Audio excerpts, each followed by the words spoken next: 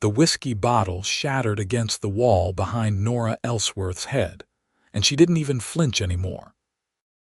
She kept scrubbing the bar top, her scarred hands moving in steady circles across the sticky wood, ignoring the laughter from the three miners who thought terrorizing the help was the height of entertainment on this July evening in 1872.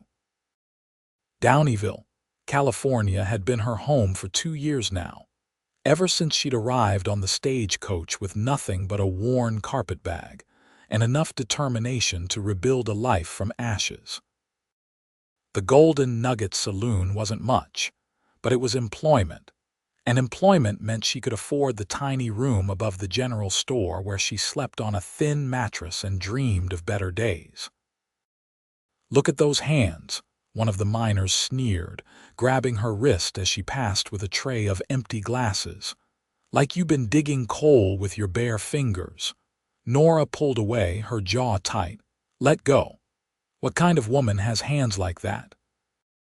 Another chimed in, his breath reeking of rot-gut whiskey. "Ain't natural. Ain't feminine."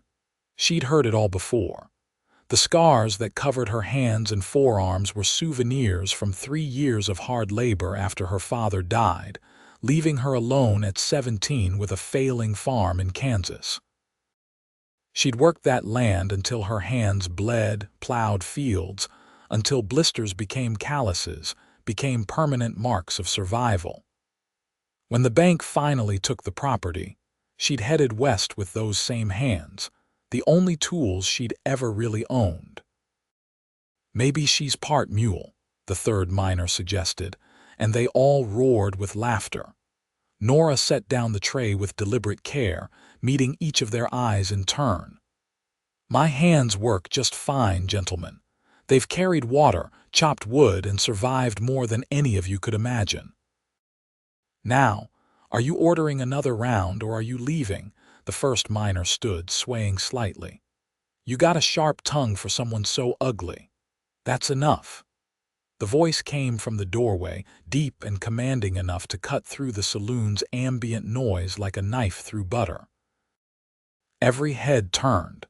The man who filled the entrance was unlike anyone Nora had seen in Downieville's dusty streets. He stood well over 6 feet, with shoulders so broad they nearly brushed the doorframe. His dark hair fell past his collar, slightly wavy and clearly overdue for a trim, framing a face that was all hard angles and sun-weathered skin. But it was his eyes that held her attention, pale blue and intense, currently fixed on the miners with an expression that suggested he'd dealt with men like them before and found them wanting. He wore buckskin and rough wool, clothes that had seen real use in the mountains, and carried himself with the easy confidence of someone who knew exactly what he was capable of. "This ain't your business, mountain man," the miner said, but his voice had lost some of its swagger. The stranger walked forward, and Nora noticed the way he moved, like a predator that didn't need to rush because it knew the outcome was inevitable. His arms were corded with muscle, visible beneath his rolled-up sleeves, and his hands looked like they could crush rock if necessary. "I'm making it my business, Dalton Irving," he said quietly. "You and your friends need to apologize to the lady." "Lady," one of them laughed. "Look at her hands. She's no lady." The mountain man's jaw tightened, a muscle jumping beneath his beard. "Those hands belong to someone who works hard and honest. That makes her more respectable than the 3 of you combined. Now apologize, or take this outside." The tension in the room was thick enough to taste. Nora found herself holding her breath, unused to anyone coming to her defense.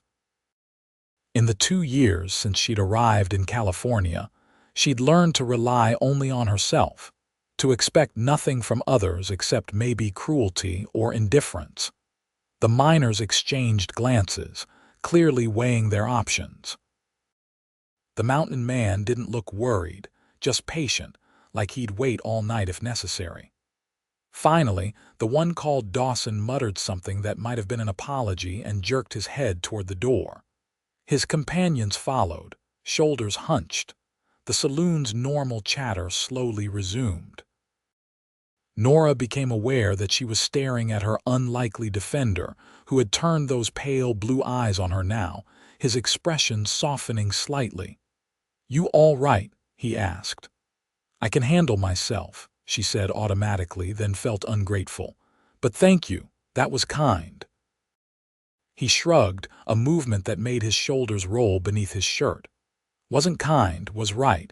Those men were acting like fools. He held out one massive hand. "Name's Dalton Irving," she blinked. "Irving, like Dawson's my cousin," he said with a grimace. "Unfortunately, we're not close.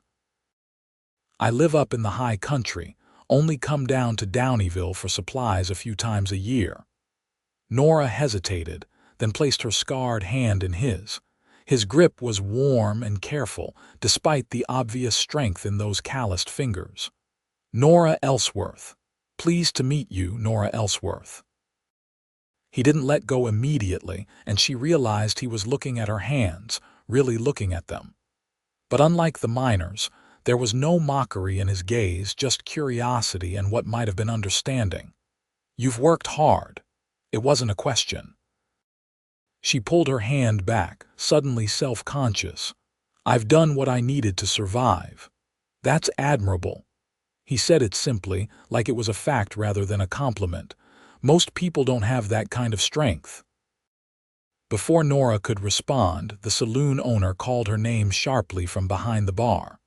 She glanced over to see Walter glaring at her, clearly impatient. She still had tables to clear, glasses to wash, floors to sweep before the night was through. "I have to get back to work," she said. Dalton nodded. "Of course. I'll just get a whiskey and some dinner if the kitchen's still open." "It is. I'll bring you a menu." She moved through the rest of her shift with an odd awareness of where he sat, alone at a corner table, eating his meal quietly and nursing his whiskey. He didn't bother her or call her over for frivolous reasons like some patrons did. He just ate, occasionally glancing around the saloon with those sharp eyes, taking everything in. When she brought his bill, he counted out coins and added an extra $1. "For your trouble earlier." "You don't need to, I want to." His voice was firm but not unkind. "Besides, I'm guessing Walter doesn't pay you what you're worth." He was right about that. Nora pocketed the money with a small nod of thanks. "Will you be in town long, just tomorrow?" "Need to pick up some supplies, then I'm heading back up into the mountains. I've got a cabin about 15 miles north, up where the mining camps used to be before they played out." "You live alone. Prefer it that way. More peaceful." He stood, and she had to tilt her head back to maintain eye contact. "But it was nice to meet you, Nora. I hope those fools don't bother you again." "I can handle them," she said again, meaning it. She'd handled worse. "I believe you can." He smiled, a small expression that transformed his stern features into something warmer. "But you shouldn't have to." He left before she could formulate a response to that. Nora finished her shift in a distracted state, replaying the encounter in her mind. The way he'd looked at her hands without disgust or pity. The quiet certainty in his voice when he'd called her work admirable. The strange protectiveness of a man who didn't even know her. She walked back to her tiny room as the summer night settled over Downieville. The Sierra Nevada peaks dark silhouettes against the starlit sky. Tomorrow Dalton Irving would get his supplies and disappear back into those mountains, and she'd probably never see him again. The thought was surprisingly disappointing. The next morning dawned bright and warm. Nora had Sundays off from the saloon, which she usually spent washing her 2 spare dresses, mending what needed mending, and trying to make her meager provisions stretch another week. She was carrying her laundry down to the creek that ran behind the main street when she saw him. Dalton was loading supplies onto a pack mule outside the general store, his movements efficient and practiced. Even from a distance, She could see the play of muscles in his back and arms as he lifted heavy sacks of flour and beans. He tied his hair back with a leather cord, revealing the strong column of his neck. Nora told herself to keep walking, to mind her own business. But her feet carried her across the street instead. "Heading out already?" she asked. He turned, surprise and pleasure flickering across his face. "Nora, yes, wanted to get an early start. It's a long ride back." "Of course." She felt suddenly foolish, like a girl with a schoolyard crush. She was 22 years old, too old and too weathered for such nonsense. "I just wanted to thank you again for last night." "No thanks needed." He secured a rope around the mule's load, his hands moving with practiced ease. "I meant what I said. You shouldn't have to deal with men like that." "It's part of the job." "Maybe it shouldn't be." Nora didn't know what to say to that. In her experience, the world was what it was, and wishing for different didn't change anything. You just put your head down and worked. Dalton seemed to sense her thoughts. He was quiet for a moment, studying her with those intense blue eyes. "You ever think about leaving Downieville, finding something better?" "Where would I go?" She gestured at her bundle of laundry. "This is what I have. A job, a room. It's more than some people get." "You deserve more than just survival." The words hit her harder than they should have. Nora felt her throat tighten. "I should let you go. Long ride ahead." She turned to leave, but his voice stopped her. "Nora, wait." When she looked back, he was standing close enough that she had to crane her neck to meet his eyes. This close, she could smell pine and wood smoke on his clothes, could see the small scar above his left eyebrow. "If you ever need anything," he said slowly, like he was choosing his words carefully, "my cabin is 15 miles north, up the old mining trail. Follow the creek past the abandoned sluices, then head into the pine forest. There's a marker carved into a big oak tree, looks like a bear. Turn east from there and you'll find me." "Why are you telling me this?" "Because I have a feeling about you." He reached out, hesitated, then gently took one of her hands in both of his. His touch was warm and careful, completely devoid of the grabbing roughness she was used to from the saloon patrons. "You're strong, Nora Ellsworth. Stronger than you probably know. But everyone needs help sometimes. If you ever need mine, I want you to know where to find it." Her heart was hammering so hard she was sure he could hear it. "I don't even know you." "Then get to know me.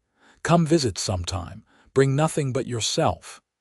He smiled again, that transformation that made him look younger, less weathered. "I make decent coffee, and the view from my porch is the best in California." Before she could respond, he released her hand and swung up onto his horse with easy grace. The mule's lead rope was already tied to his saddle. He looked down at her, touched the brim of his hat, and then he was riding north up the street, his figure growing smaller until he disappeared around a bend. Nora stood there holding her laundry, her hand still warm from his touch, and wondered if she'd just imagined the entire conversation. The next 3 weeks crawled by with agonizing slowness. Nora worked her shifts at the Golden Nugget, endured the usual comments about her hands and her plain looks, saved her meager coins, and thought far too much about a mountain man with kind eyes and an invitation she was afraid to accept. What would she even say if she showed up at his cabin? What did she hope would happen? She had no illusions about her appearance.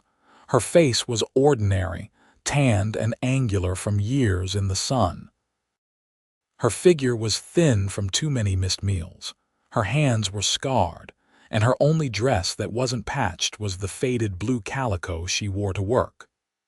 Why would a man like Dalton Irving, strong and capable and clearly self-sufficient, want anything to do with her?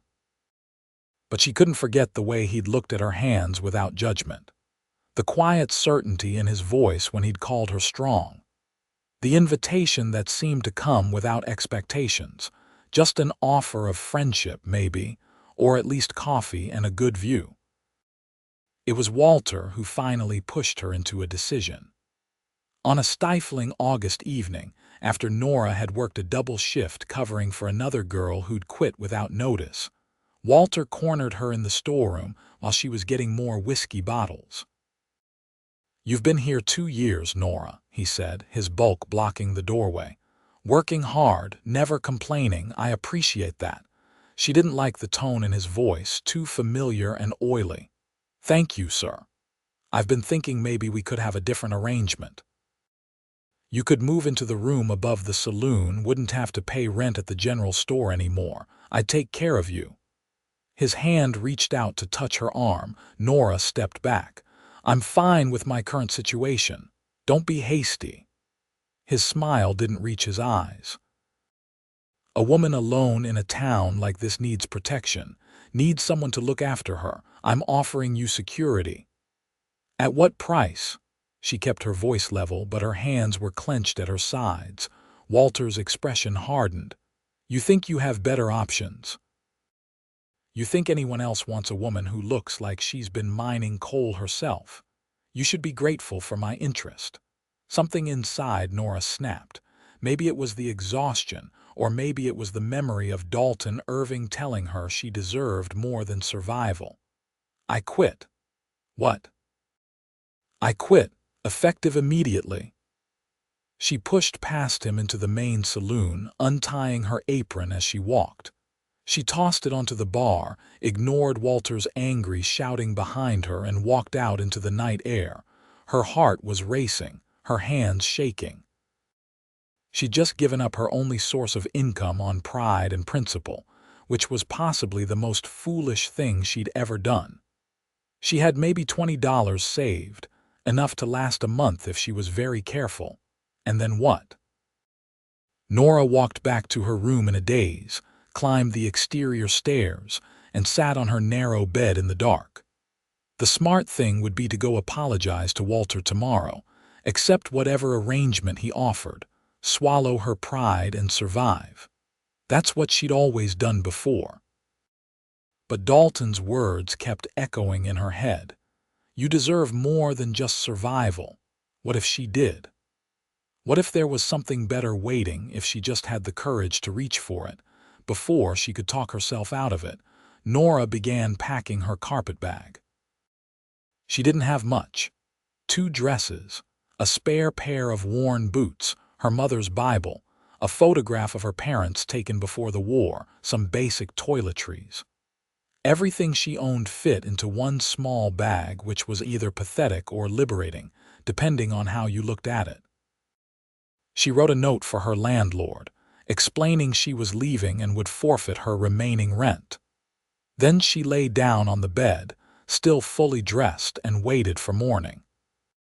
The trail north out of Downieville was well worn for the first few miles, used by the remaining miners and occasional hunters. Nora walked steadily, her carpetbag growing heavier with each mile, the August sun beating down on her bonnet. She passed the abandoned sluices Dalton had mentioned, remnants of earlier gold rush days when this whole area had been crawling with prospectors. Now they were just rotting wood and rusted metal, slowly being reclaimed by the forest. The pine trees grew thicker as she climbed higher into the foothills. The air was cooler here, fragrant with resin and earth. Nora's feet hurt in her old boots, but she kept walking, looking for the oak tree with the bear carving. She found it around midday, exactly where Dalton had said it would be. The carving was crude but clear, a bear standing on its hind legs. Nora turned east, leaving the established trail behind, pushing through underbrush and around massive tree trunks. Doubt crept in with every step.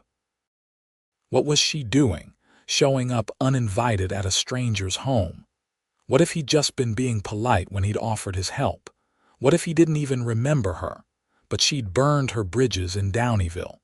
There was no job, and she'd rather starve than go back begging to Walter. So she kept walking.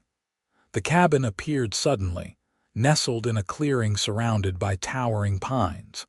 It was larger than she'd expected, built from solid logs with a stone chimney and a wide porch that faced west toward the mountains. Smoke curled from the chimney, and she could see a vegetable garden off to one side, neat rows of plants thriving in the mountain soil. Nora stood at the edge of the clearing, suddenly paralyzed with uncertainty. Before she could decide whether to approach or flee, the cabin door opened and Dalton emerged, carrying an axe. He stopped when he saw her, his expression cycling through surprise, concern, and then something that looked like relief. "Nora." He set down the axe and crossed the clearing in long strides. "What happened? Are you all right?" The genuine worry in his voice undid something in her. Nora felt tears prick her eyes, which was ridiculous because she hadn't cried in years, not even when the bank took her farm. "I quit my job. I had nowhere else to go. I'm sorry, I shouldn't have come. This was stupid. Hey, no." Dalton's hand settled on her shoulders, steady and grounding. "You're not stupid. You're here, which means you trusted me enough to come. That's not stupid, that's brave." He gently took her carpet bag from her cramped fingers. "Come inside. You look exhausted." The cabin's interior was surprisingly comfortable. There was a main room with a stone fireplace, a sturdy table and chairs, shelves lined with books and supplies. She could see a bedroom through an open door, and a loft above that probably served as storage. Everything was clean and well organized, the home of someone who took pride in their space. Dalton set her bag down and guided her to a chair by the fireplace, even though the August day was warm. "Sit. I'll get you some water." Nora sat, her legs grateful for the rest. She watched him move around the cabin with easy familiarity, pumping water from an indoor hand pump, pouring it into a tin cup. When he handed it to her, their fingers brushed, and she was struck again by how gentle his touch was despite his obvious strength. "Drink slowly," he said, crouching down so they were at eye level. "Then tell me what happened." So she did. She told him about Walter's proposition, about quitting, about the impulsive decision to pack everything and follow a barely remembered set of directions to find a man she'd met once. She waited for him to look at her with pity, or worse, regret that he'd ever extended his invitation. Instead, Dalton's jaw tightened with anger. "Walter Kemp is a bastard. I should have known he'd try something like that." He stood, paced to the window, then back. "You did the right thing leaving. You understand that, right? You did exactly the right thing. Did I? I have no job, no prospects, and about $20 to my name. You have your self-respect. That's worth more than any job at that saloon." He knelt in front of her chair again, his blue eyes intense. "Nora, listen to me. You're welcome to stay here as long as you need. I have plenty of space, plenty of food. You can have the bedroom, I'll sleep in the loft. No expectations, no obligations, just a safe place to figure out your next step." "Why?" The word came out as a whisper. "Why would you do this for me?" Dalton was quiet for a long moment, his gaze dropping to where her scarred hands rested in her lap. Then, slowly, he reached out and took one of her hands in both of his, just like he'd done that day in Downieville. But this time, instead of just holding it, he turned it over, studying the network of scars that crossed her palm and fingers. "Because when I look at these," he said softly, his thumb tracing the longest scar, "I don't see something ugly or shameful. I see strength. I see survival. I see a woman who's fought for every single thing she has and never gave up." He looked up at her, and the emotion in his eyes made her breath catch. "That's beautiful, Nora. You're beautiful." No one had ever called her beautiful, not once in her entire life. Nora felt tears spill over, tracking down her dusty cheeks. "I'm not, you are." He lifted her hand and with infinite gentleness pressed a kiss to one of the scars on her knuckles. "This one's beautiful." Another kiss to a burned scar on her wrist. "This one too." He kissed each scar he could see, his lips warm and soft against her damaged skin, and with each touch, Nora felt something inside her crack open, some long frozen part of her heart beginning to thaw. When he finally looked up at her again, she was crying in earnest, but smiling too. "I don't understand you, Dalton Irving." "Then stay," he said simply. "Stay and get to know me. Stay and let me get to know you. Stay and rest for once in your life. Let someone take care of you. I don't know how to do that. We'll figure it out together." He squeezed her hand gently. "What do you say? Will you stay?" Nora thought about her alternatives. Returning to Downieville with her tail between her legs, begging for her job back, accepting Walter's revolting proposition, or finding something worse. Or she could stay here in this peaceful cabin with a man who kissed her scars and called them beautiful, who offered help without demanding payment, who looked at her like she mattered. It wasn't really a choice at all. "Yes," she said, "I'll stay." The first week passed in a haze of adjustment and discovery. Dalton had been serious about the bedroom, insisting she take it while he made himself comfortable in the loft. He was up before dawn each day, checking his trap lines, tending his garden, chopping wood, hunting. Nora, unused to leisure, insisted on helping. "You're a guest," Dalton protested the third morning, finding her kneading bread dough at his kitchen table. "I'm not going to sit idle while you work," Nora countered. "Besides, I like baking. I haven't had access to a proper kitchen in 2 years." He'd relented, and they'd fallen into an easy routine. Nora cooked and cleaned, tended the garden, mended his clothes, which were in dire need of a woman's touch. Dalton provided meat from his hunting, maintained the cabin, taught her about the mountain plants and animals. They talked during meals, long conversations that ranged from childhood memories to philosophy to dreams for the future. Nora learned that Dalton was 27, that he'd come to California with his family during the gold rush when he was just a boy.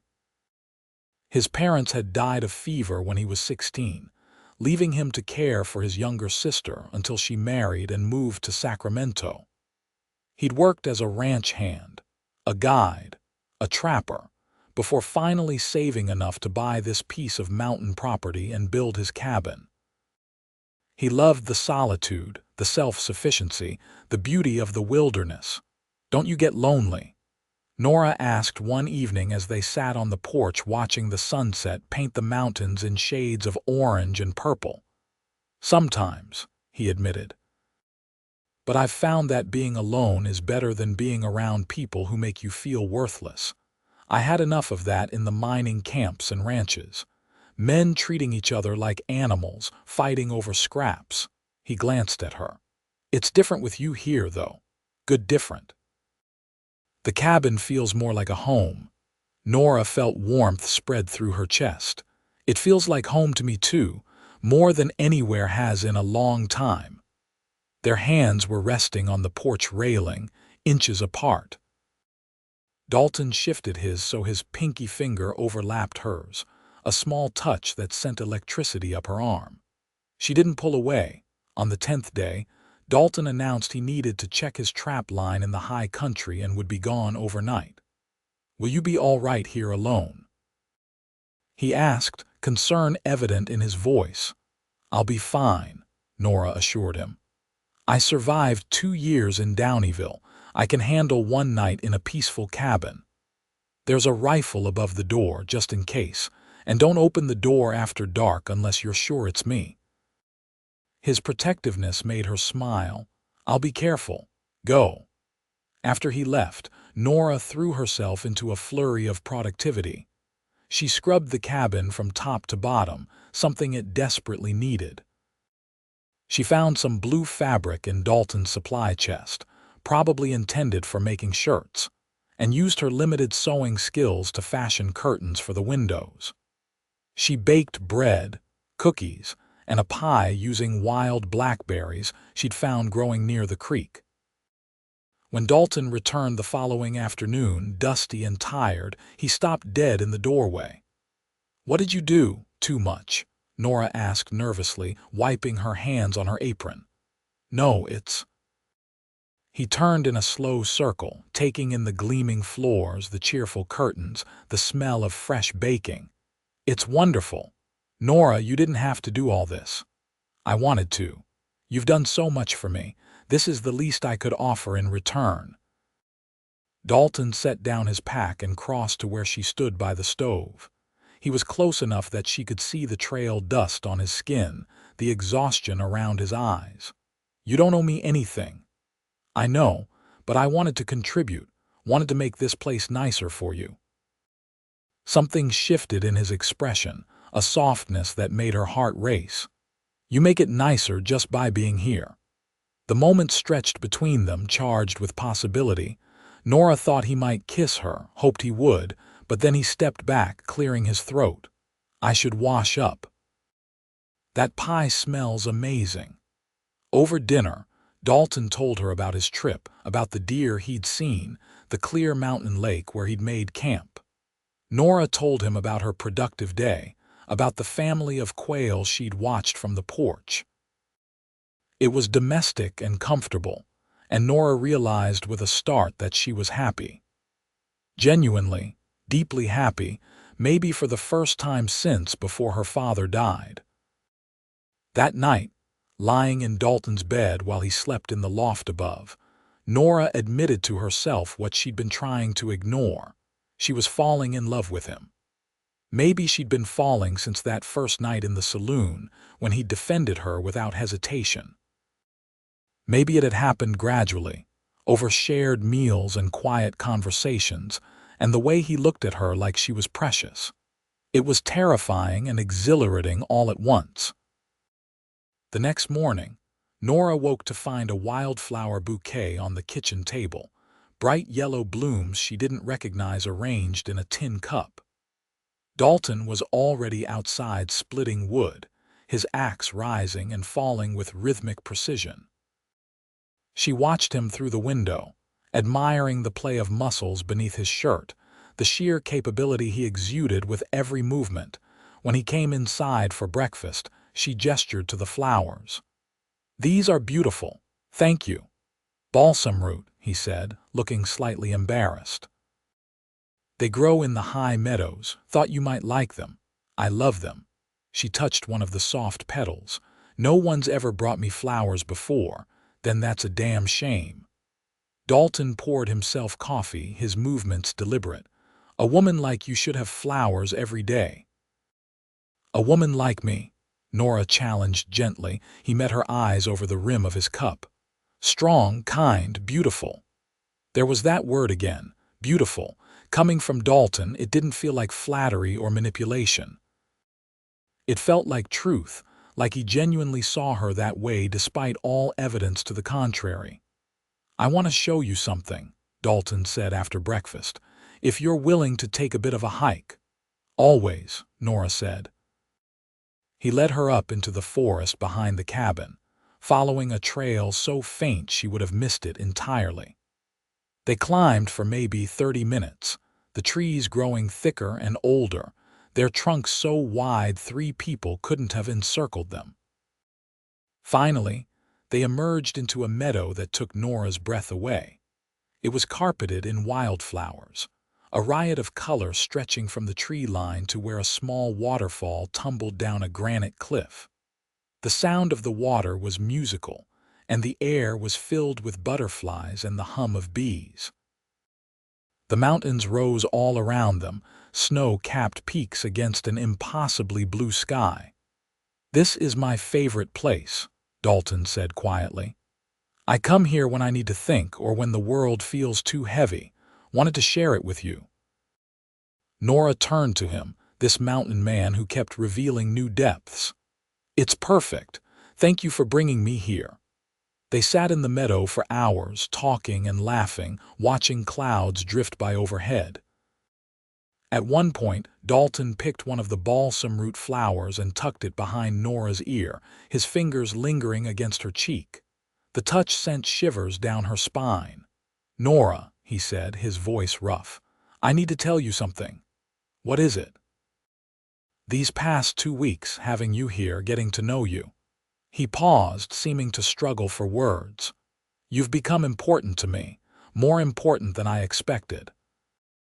And I know you came here because you needed help, not because you were looking for anything else, but I can't pretend I don't feel what I feel." Nora's heart was hammering. "What do you feel?"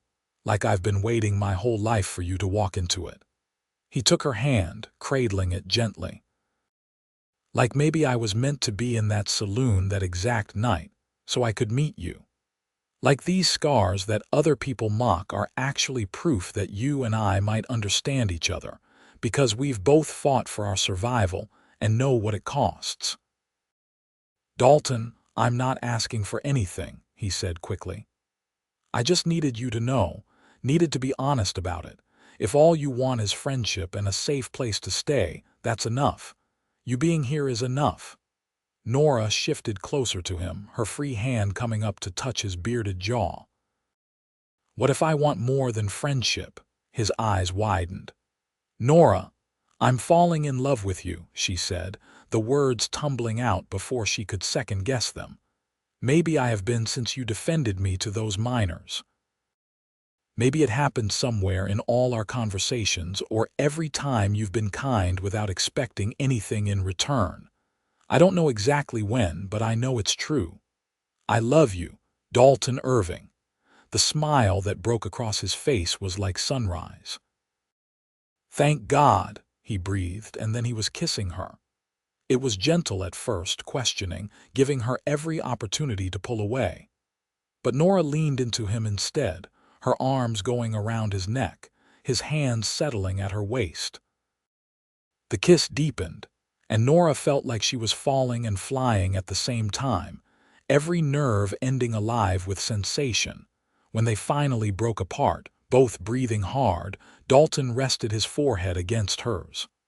"I love you too," he said.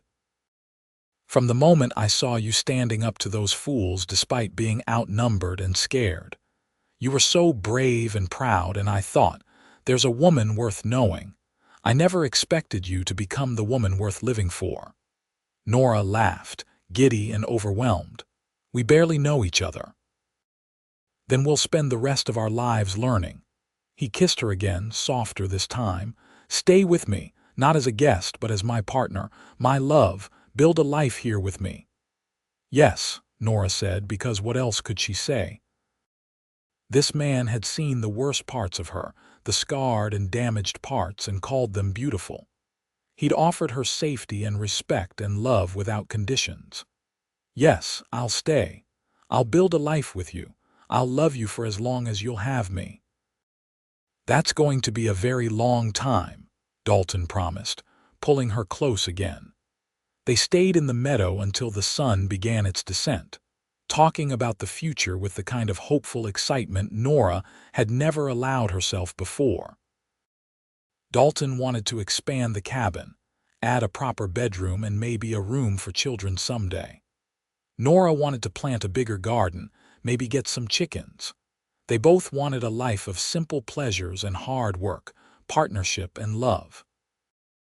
As they walked back to the cabin hand in hand, Nora realized she wasn't afraid anymore. Not of the future, not of being hurt, not of hoping for more than mere survival. With Dalton beside her, she could face anything. That night after dinner, they sat together on the porch in a way they hadn't before. Dalton pulled Nora into his lap, her head resting against his shoulder, his arms wrapped securely around her waist. It felt right, like puzzle pieces finally clicking into place.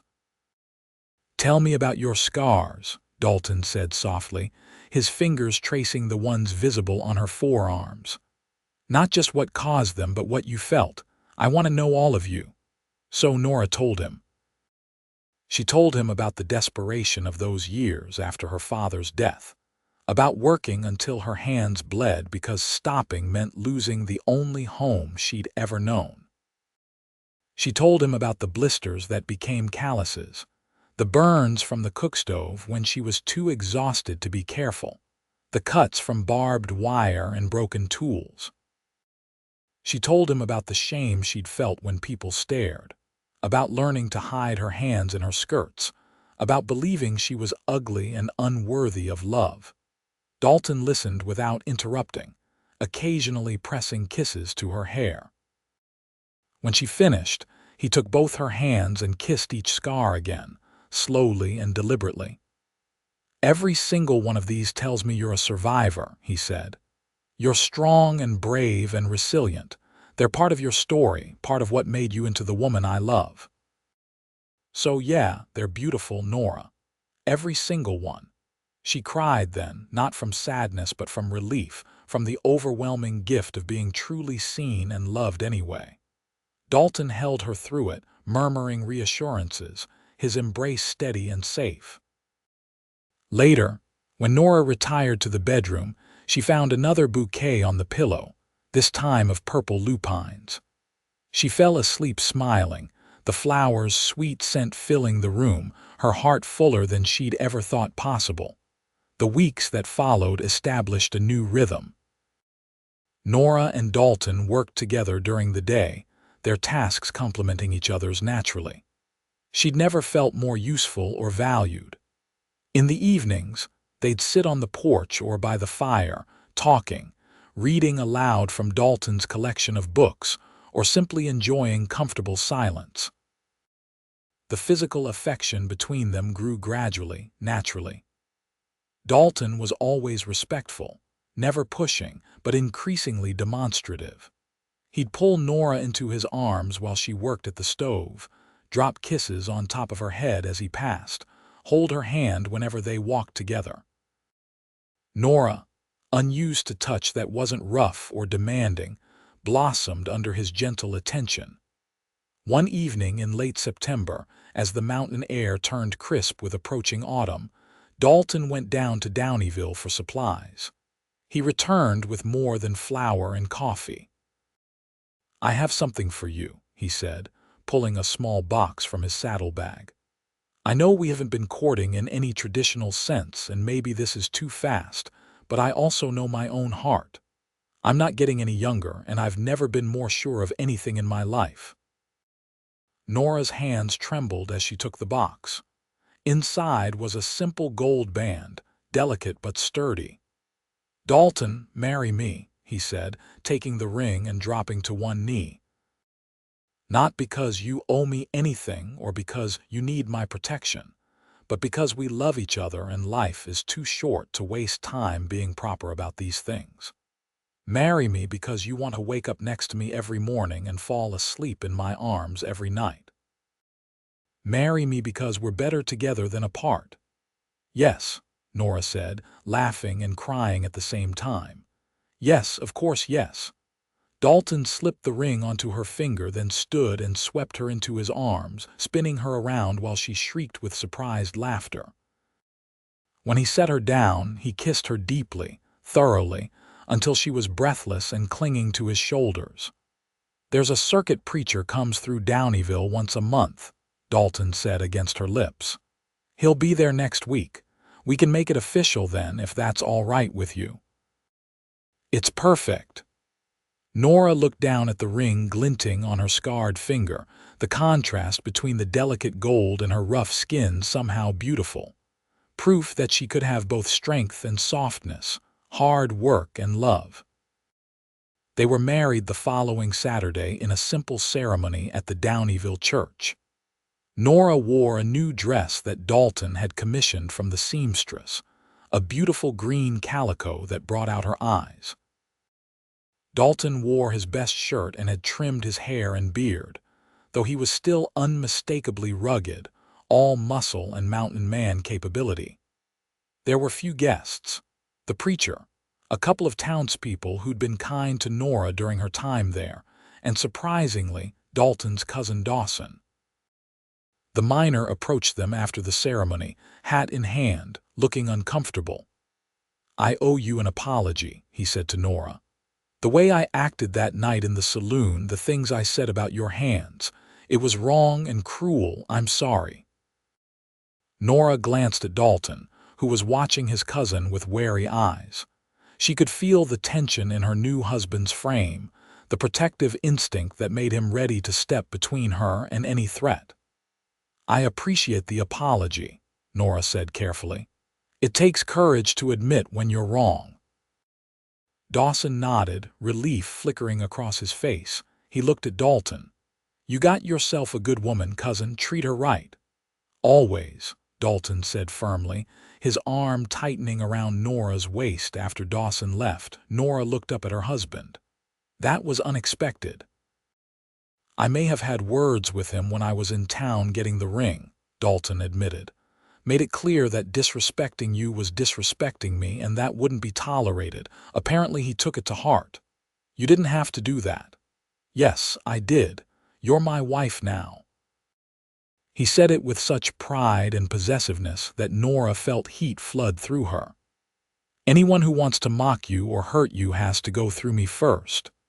They rode back to the cabin as the sun set, Nora seated in front of Dalton on his horse, his arms around her, her back against his chest. It felt symbolic somehow, starting their married life heading toward the mountains, toward home together. The cabin looked beautiful in the twilight, smoke curling from the chimney because Dalton had arranged for a neighbor to keep the fire going.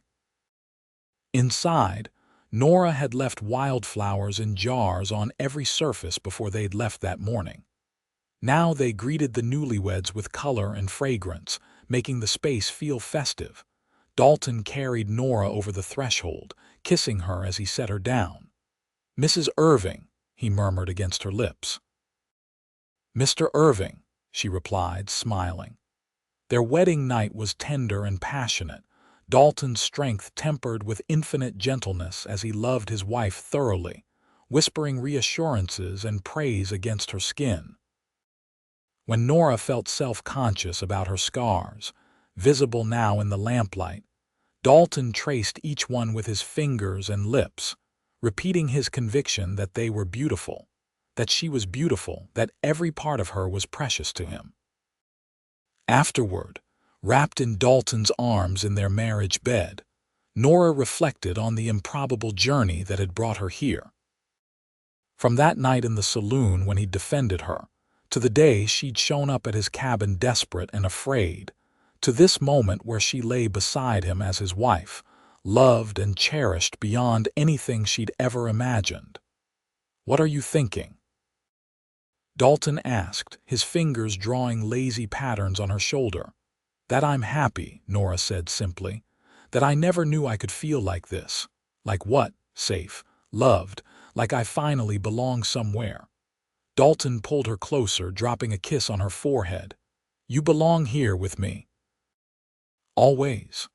The first year of their marriage passed in a blur of hard work and deep contentment. They expanded the cabin as planned, Dalton building a proper bedroom addition with Nora helping where she could. They planted a massive garden that produced more vegetables than two people could eat, so they preserved what they could and traded the rest in town. Nora got her chickens, and Dalton built a sturdy coop to protect them from predators. They learned each other's rhythms and habits, the small intimacies of shared life.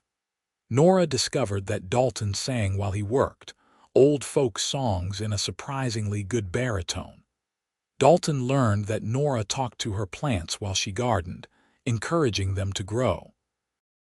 They had their first fight over something trivial that Nora couldn't even remember later, made up quickly when Dalton pulled her into his arms and refused to let go until she laughed. Through it all, Dalton never stopped showing his appreciation for Nora's hands.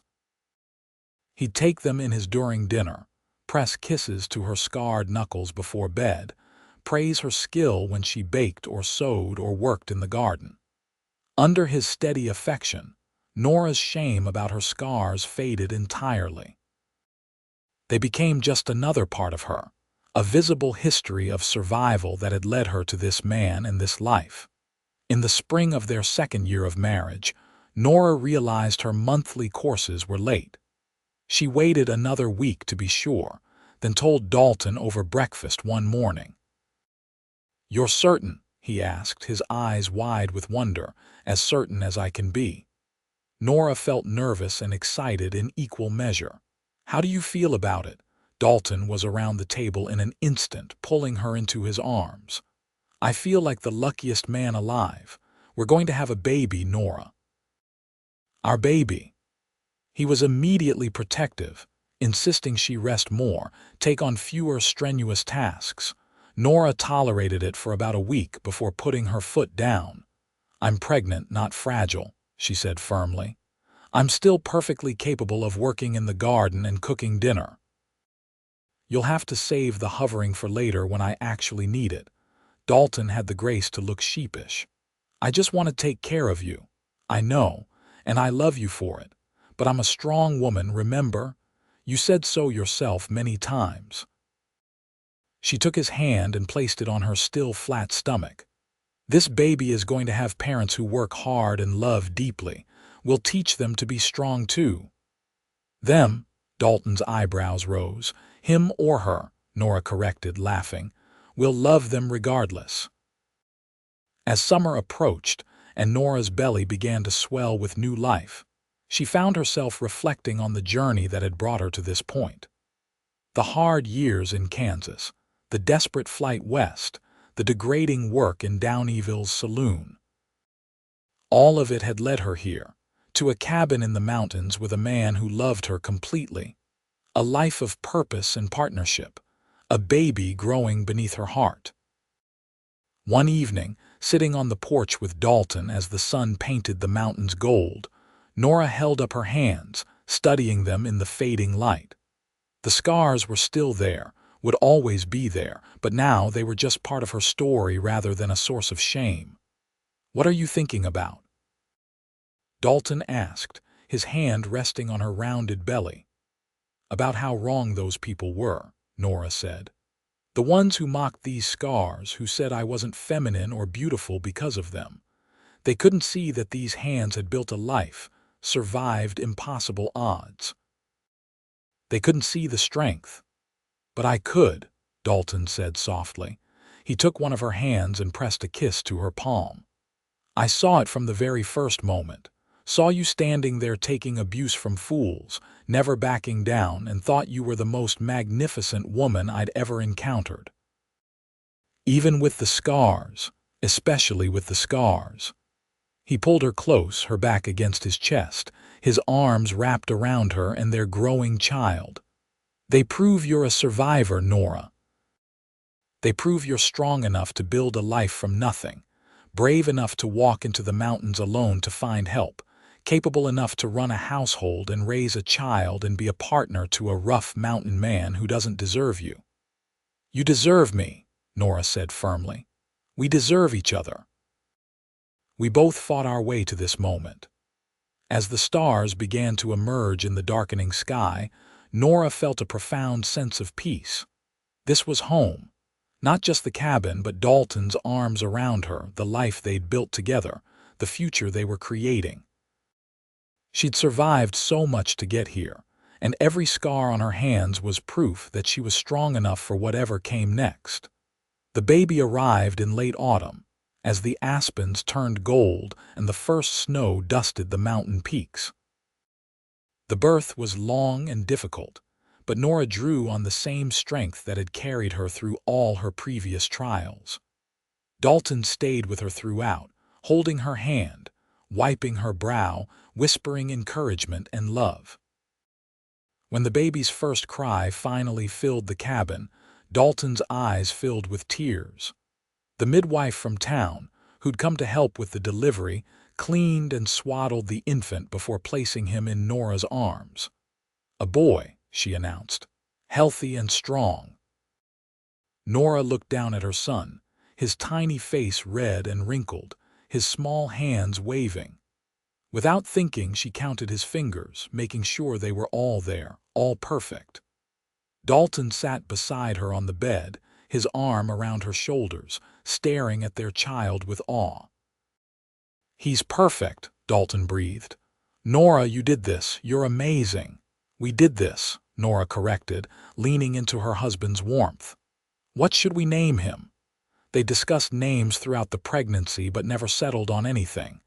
Now, looking at their son, Dalton said, "Daniel, after your father." Nora felt tears spring to her eyes. "You remembered." "Of course I remembered. You said he was a good man who taught you about hard work and integrity. Those are the things I want to teach our son too." "Daniel Irving," Nora said, testing the name. "I love it." Little Daniel proved to be a strong baby with healthy lungs and an appetite to match. Nora threw herself into motherhood with the same determination she'd brought to every other challenge in her life, though this was infinitely more rewarding than anything she'd done before. Dalton was a devoted father, often walking Daniel around the cabin when he was fussy, singing his old folk songs until the baby settled. One night when Daniel was about 3 months old, Nora found Dalton sitting in the rocking chair by the fire, their son asleep against his broad chest. The tenderness on her husband's face made her heart ache with love. "He's getting big," Nora said softly, not wanting to wake the baby. "Growing like a weed," Dalton agreed. "He's got your determination. Can you see it in his eyes? The way he studies everything so seriously." "He has your stubbornness," Nora countered with a smile. "The way he refuses to sleep when he thinks he might miss something." Dalton looked up at her, his blue eyes warm in the firelight. "Come here." Nora settled on the arm of the chair, Dalton's free arm coming around her waist. For a moment they just sat there, the three of them, a complete family unit. Nora thought about the journey that had brought them to this moment, the scars both literal and figurative that had shaped them both. "I never imagined this," she said quietly. "When I was working myself to the bone in Kansas, or serving drinks in that saloon, I never let myself imagine that I could have something like this. A husband who loves me, a beautiful son, a home that's truly mine." "You deserve all of it," Dalton said firmly. "You always did. You just needed someone to see it." "You saw it," Nora said, touching his bearded cheek. "From the very beginning you saw me.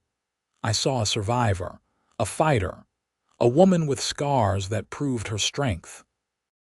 He shifted Daniel carefully, then took one of Nora's hands in his, pressing a kiss to the scarred knuckles just as he had that first time. "And I'll keep seeing it every day for the rest of our lives." Daniel stirred against his father's chest, making small baby sounds. Nora watched as Dalton immediately began gently patting his back, murmuring soothing words. The sight of her strong mountain man being so tender with their tiny son never failed to move her. "He's going to grow up knowing he's loved," Nora said. "He'll never have to fight for survival the way we did. We'll make sure of that." "We will," Dalton agreed. "We'll teach him to work hard and be kind, to see strength in all its forms, not just the obvious ones, to value people for their character, not their appearance. We'll teach him that scars tell stories," Nora added, "that they're nothing to be ashamed of." As the fire crackled and the mountain wind whispered around the cabin, Nora felt a profound sense of gratitude. She'd survived so much to get to this moment. The hard years in Kansas, the loneliness and degradation in Downieville, the terror of walking alone into the mountains to find help. All of it had been worth it to arrive at this life, with this man, raising this child. The years passed in a rhythm of seasons and growth. Daniel became a curious toddler, then an energetic child, always underfoot while Dalton worked or following Nora around the garden asking endless questions. When he was 4, Nora discovered she was pregnant again. Their second child, a daughter they named Deanna, arrived on a spring morning when the wildflowers were just beginning to bloom. She had Dalton's blue eyes and Nora's determined chin, and her big brother was immediately smitten. "I'll protect her," Daniel announced seriously, all of 4 years old. "Like Papa protects Mama." Dalton ruffled his son's hair, pride evident on his face. "That's right, son. Family protects each other. With 2 children, the cabin felt wonderfully full. Nora's days were packed with cooking, cleaning, childcare, and garden work, but she'd never been happier. Dalton built furniture for the growing family, expanded the chicken coop, taught Daniel to fish and track animals. One afternoon, when Diana was about 6 months old, Nora was working in the garden with both children nearby when a group of travelers appeared on the trail. She tensed, protective instincts rising, but relaxed when she recognized the circuit preacher who'd married them, accompanied by a young couple. "Mrs. Irving," the preacher called out cheerfully. "Hope we're not intruding. These folks are new to the area, and I was showing them around to meet their neighbors." Nora wiped her hands on her apron, suddenly conscious of the dirt under her fingernails and the sweat on her brow. But the young woman was looking at her with something like admiration.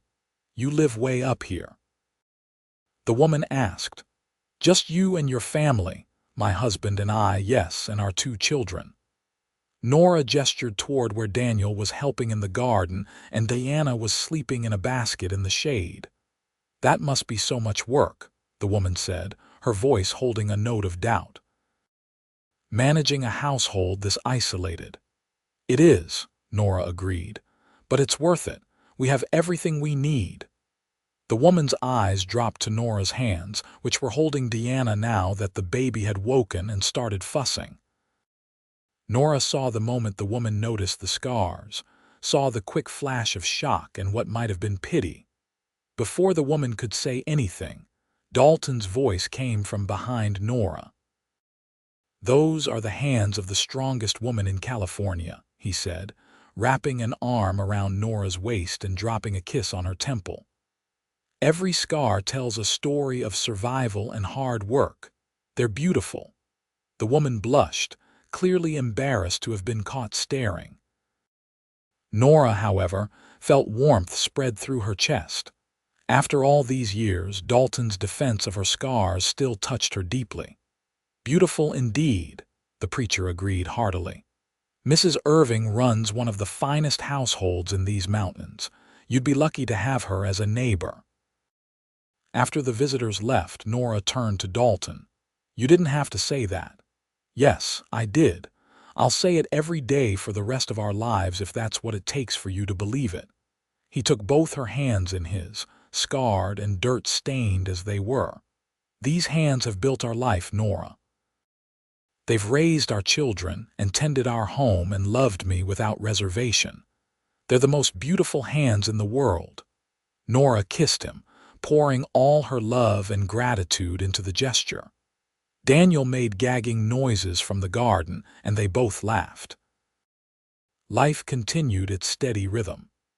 Daniel grew tall and strong like his father, learning to hunt and trap and survive in the mountains.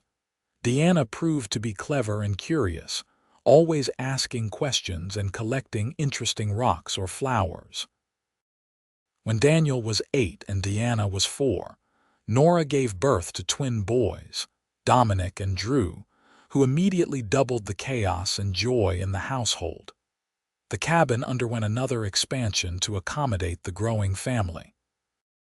Nora and Dalton worked side by side on the construction, just as they worked side by side on everything.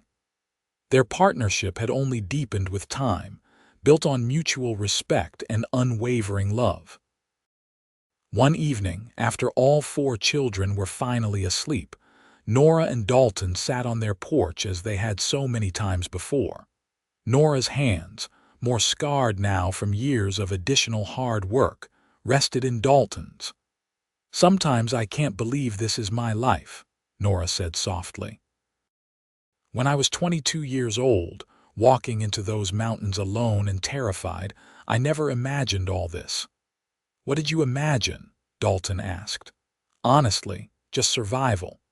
Maybe a room of my own, enough food to eat, safety from men like Walter. I didn't let myself hope for more than that." She looked at their joined hands. "But you gave me more. You gave me everything." "You gave yourself everything," Dalton corrected. You were brave enough to leave a bad situation, brave enough to trust a stranger, brave enough to believe you deserved better. I just recognized what was already there. We saved each other, Nora said, squeezing his hand. I think that's the truth of it. You needed someone to share this life with, and I needed someone to see me as more than my scars. I've always seen more than the scars.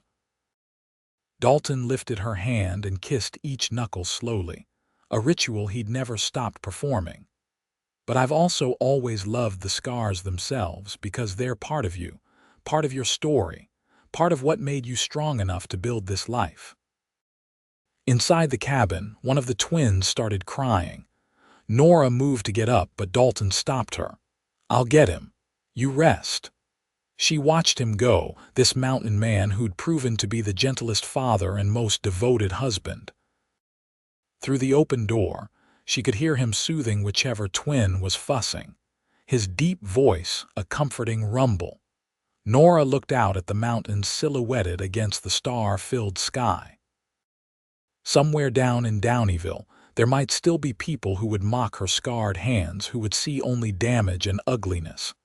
But up here in these mountains, surrounded by the family she and Dalton had built together, those scars were badges of honor, proof of strength, evidence of survival. Beautiful, just as Dalton had always said. The years continued to pass, each one bringing new joys and challenges. Daniel grew into a young man much like his father, strong and capable and kind. He started courting the daughter of a rancher down in the valley, bringing her to meet his family with obvious pride. Diana developed a talent for sketching, filling pages with detailed drawings of the plants and animals around their mountain home. The twins, always inseparable, became skilled hunters who could track anything through the forest. Nora's hair began to show threads of silver, and Dalton's beard grew more gray than brown. But their love for each other never diminished. If anything, it deepened with each passing year. Each shared triumph and hardship, each moment of laughter and tears. When Daniel announced his engagement at age 22, Nora felt the bittersweet pang of watching her first child prepare to leave home. But she was proud, too, seeing the fine man he'd become. "Your mother and I want to give you something," Dalton said at the engagement dinner, pulling out a small pouch. "These are gold nuggets I've collected over the years from the creek. Should be enough to help you build a cabin of your own, start your married life right." Daniel's eyes widened.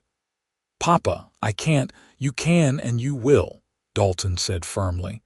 "A man provides for his family. Your mother and I are just giving you a head start." After Daniel left with his fiancée to walk her home, Diana approached her mother. "Will you tell me the story again?" she asked. "About how you and Papa met," Nora smiled. She'd told this story countless times over the years, but her children never seemed to tire of it. "Well, I was working in a saloon in Downieville." As she recounted the familiar tale, Nora saw her daughter's eyes light up at all the right parts. The confrontation with the miners, Dalton's defense, the journey to his cabin, the kiss on her scarred hands. "And he really said they were beautiful?" Diana asked, just as she always did. "He did, and he's been telling me so ever since." Nora held up her hands, now aged and work-worn but still strong. "These hands have done so much since that day. Raised 4 children, tended countless gardens, built a home, and your father has never stopped seeing them as beautiful." "That's real love," Diana said softly. "Yes," Nora agreed. "It is." That night, lying in bed with Dalton's arms around her, Nora reflected on the life they'd built. 4 grown and growing children, a homestead that thrived even in the harsh mountain environment, a love that had weathered every storm and emerged stronger. "What are you thinking about?" Dalton asked, his breath warm against her neck. "About how grateful I am. For everything, but especially for you. For seeing past the surface to who I really was. for loving me when I didn't know how to love myself. Loving you was the easiest thing I've ever done, Dalton said simply. He took her hand, the gesture so familiar after decades of marriage. These hands, he murmured, kissing her scarred knuckles. They're still the most beautiful I've ever seen. Nora turned in his arms, pressing close. I love you, Dalton Irving. I love you too, Nora Irving. Always have, always will. Daniel's wedding was a joyous affair held in early summer, with the whole family gathering at the cabin. Nora watched her son promise to love and cherish his bride, saw the echo of her own wedding day in the way the young couple looked at each other. Later, during the celebration, Daniel pulled his mother aside. Thank you, he said quietly, for everything you've taught me about strength and perseverance and what real love looks like. Your father and I just showed you what we know, Nora said, touching her son's cheek. You learned well. I learned from the best. He took her hand, looking at the scars that had been part of his whole life. When I was little, I used to ask Papa why your hands looked different from other ladies' hands. Do you know what he told me? Nora shook her head. He said that your hands were special because they showed how strong and brave you were, that every scar was a story of something you'd survived, some challenge you'd overcome. He said that true beauty comes from strength and love, not from soft hands that have never worked. Tears pricked Nora's eyes. He said that to you many times. It's one of the most important lessons he taught me, to value people for their character and strength, not their appearance, to see beauty in unexpected places. Daniel squeezed her hand gently. I'm grateful you're my mother, Mama. Scars and all. Nora pulled her son into a fierce hug, overwhelmed with emotion. This was her legacy, she realized. Not just the children she'd raised, but the values she and Dalton had instilled in them. The understanding that strength came in many forms, that scars told stories, that love saw beyond surface imperfections. As the celebration continued around them, Nora found Dalton and pulled him aside. Thank you, she said. For what? For teaching our children to see beauty the way you do. For making sure they know that scars don't diminish worth. Dalton cupped her face in his large hands. Our children know that because they watched me love you every day of their lives. They saw me kiss these hands, he lifted one of hers, and call them beautiful. They heard me praise your strength and your courage. They learned by example that real love sees the whole person, values the whole person. We did good, didn't we? Nora asked, gesturing to their children, all gathered to celebrate Daniel's wedding. With them, with this life. We did better than good. We did magnificent. Dalton kissed her softly. Just like you. The years rolled on. Deanna married a gentle teacher from Downieville and moved to town but visited often. The twins, true to their inseparable nature, both became hunting guides, working together to lead wealthy sportsmen through the mountains. They built a cabin halfway between their parents' homestead and Downieville, maintaining their independence while staying close to family.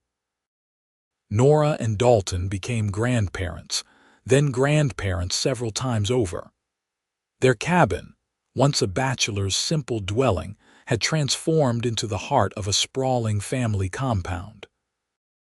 Additions and outbuildings had sprung up over the years, and there was always someone visiting, always children playing in the clearing, always laughter echoing through the trees. On their 30th wedding anniversary, Dalton surprised Nora with a gift. He led her to the meadow where they'd first confessed their love, now a special place they still visited when they could. Close your eyes, he instructed. When Nora opened them, she gasped. Dalton had carved their initials into the oak tree at the meadow's edge, surrounded by a heart. But below that, he'd carved something else. Her scars are beautiful. Dalton, Nora breathed, touching the carved words with trembling fingers. I wanted to make it permanent, he said, wrapping his arms around her from behind. Something that will last long after we're gone. A reminder that beauty comes in unexpected forms, that strength is something to be celebrated, that love sees past the surface. Nora turned in his arms, this man who had been her salvation, her partner, her greatest love. His hair was fully gray now, his face lined with years of mountain living. But his blue eyes were as intense as ever, still looking at her like she was the most precious thing in the world. "I love you," she said, the words inadequate for the depth of feeling she carried. "More than I can ever express." "Show me," Dalton said, and kissed her with all the passion of their first kiss, all the tenderness of 30 years of marriage, all the promise of whatever years remained. They made love in that meadow under the summer sun, their bodies familiar but still capable of surprising each other, their connection as strong as ever. Afterward, lying in the wildflowers with Dalton's arms around her, Nora felt complete peace. This was the life she'd fought for without even knowing she was fighting for it. Every scar on her hands, every difficult year, every moment of despair or doubt had led her here. To this man, this family, this love. "What are you thinking?" Dalton asked the question he'd been asking for 3 decades. "That I'd do it all again," Nora said simply. "Every hard year, every painful moment if it meant ending up here with you." "Me too," Dalton said, kissing the top of her head. "Every single moment." As they grew older, Nora and Dalton began to slow down. The grandchildren took over more of the heavy work, and they spent more time on the porch, watching the family they'd created thrive around them. Nora's hands grew more arthritic with age, the old scars sometimes aching in cold weather. But Dalton never stopped his ritual of kissing them, of calling them beautiful, of treating them with reverence. One winter evening, when Nora was 70 and Dalton was 75, they sat by the fire after all the visiting family had left. The cabin was quiet, just the crackle of flames and the wind outside. "Read to me," Nora asked, her voice soft with fatigue. Dalton picked up the worn Bible that had been Nora's mother's, but instead of reading scripture, he set it aside and took her hands. "I want to tell you a different story," he said. "About a woman who survived impossible odds, who worked until her hands bled, who lost everything and still found the courage to start over. A woman who walked alone into the mountains looking for help and found love instead. A woman whose scars told stories of strength and survival, who built a family and a legacy that will last for generations." "That's a good story," Nora said, tears gathering in her eyes. "It's the best story I know," Dalton said, "because it's ours. It's the story of how I found the love of my life in a saloon in Downieville, how she trusted me enough to come to my cabin, how we built this beautiful life together." He kissed each of her arthritic, scarred fingers, just as he'd been doing for decades. "These hands are still the most beautiful I've ever seen. They've raised our children, built our home, loved me without reservation. They're beautiful because they're yours, because they're strong, because they tell the story of an incredible woman who never gave up." Nora cupped his bearded face in those scarred hands. "You saved me, Dalton Irving." "No," he said firmly. "You saved yourself. You were brave enough to leave Downieville, strong enough to walk those miles alone, wise enough to accept help when it was offered. I just had the incredible fortune to be the one you chose." "I choose you again," Nora said. "In every lifetime I'd choose you. And I'd choose you. Every time, every life, forever." They sat together in the firelight, two people who'd found each other against all odds and built something beautiful from scars and survival. Outside, the mountain wind sang through the pines, and stars wheeled overhead in their eternal dance. Inside, Dalton and Nora held each other close, grateful for every moment they'd been given, for every year they'd shared, for the love that had transformed both their lives. Their story had started with mockery and kindness, with scarred hands and gentle kisses. It had grown into something magnificent, a family, a legacy, a love that would echo through generations. And at the heart of it all were those scars, no longer sources of shame but symbols of strength, proof that beauty could be found in unexpected places, that love could heal old wounds and create new joy. As Nora drifted off to sleep in her husband's arms, she smiled. She'd spent years being told her scarred hands were ugly, unfeminine, shameful. But Dalton had taught her the truth. They were beautiful, not despite the scars, but because of them, because they told her story, because they were proof she'd survived.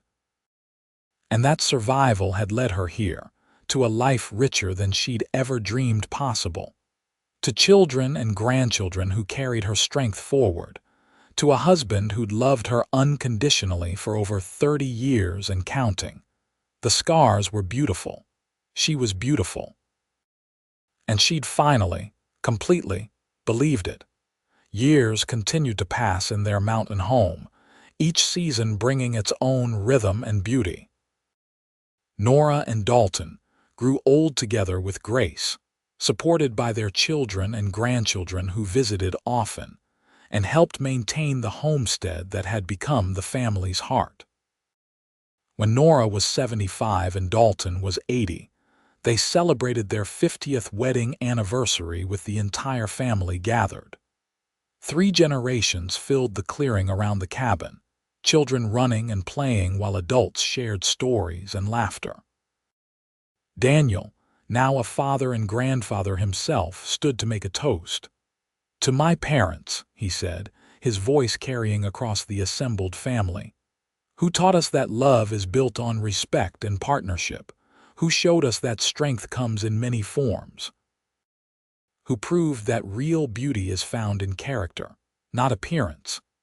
He raised his glass toward Nora and Dalton, who sat together in chairs of honor, Dalton's arm around Nora's shoulders, her scarred hand clasped in his.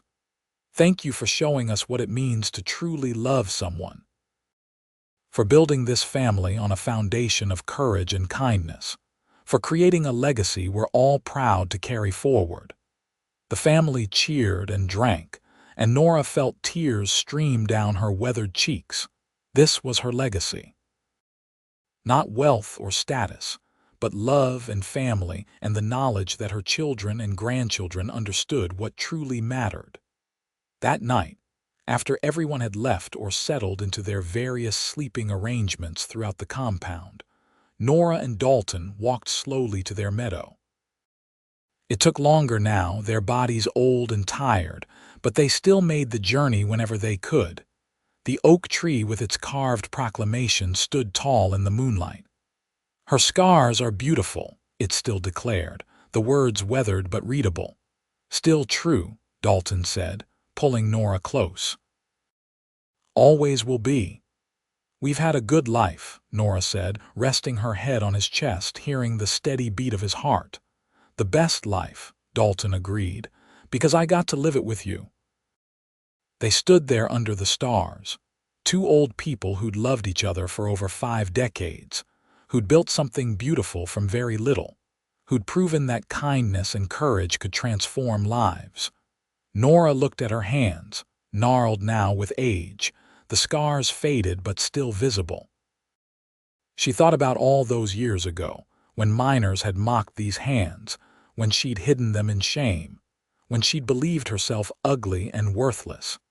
And then she thought about Dalton's first kiss on those scars, his proclamation that they were beautiful. How he'd spent 50 years proving he meant it, kissing her scarred hands every day, praising her strength, loving her without reservation. "Thank you," she whispered. "For what, my love? For seeing me, for loving me, for making me believe I was beautiful." Dalton tilted her chin up, his blue eyes still intense, even dimmed with age. "You are beautiful. You always were. I just helped you see what was already true." He kissed her then, soft and sweet, a kiss that held 50 years of devotion and all the promise of whatever time remained.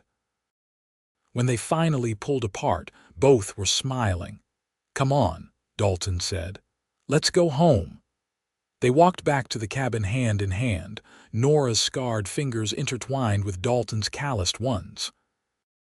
Behind them, the carved oak tree stood witness to their love, a permanent declaration that would outlast them both. Her scars were beautiful. She was beautiful. And she'd lived a beautiful life, built on love and strength and the courage to believe she deserved more than mere survival. As they settled into bed that night, wrapped in each other's arms as they'd been for 50 years, Nora felt profound gratitude for every hard year that had shaped her, for every scar that told her story, for the mountain man who'd kissed those scars and called them beautiful, who'd loved her into believing it herself. Their story had started in a saloon in Downieville, California, with mockery and defense. It had grown into a love that spanned decades, produced a family, created a legacy. And at the heart of it all were scarred hands and the man who'd always seen their beauty. Nora drifted off to sleep with a smile on her face, Dalton's arms around her, surrounded by the life they'd built together. Outside, the mountains stood eternal under the stars, sheltering the cabin where two people had proven that love could heal anything, that scars told stories worth celebrating, that beauty lived in the most unexpected places. And in the meadow, carved into an ancient oak, the words remained, "Her scars are beautiful," a truth that would last forever, just like their love.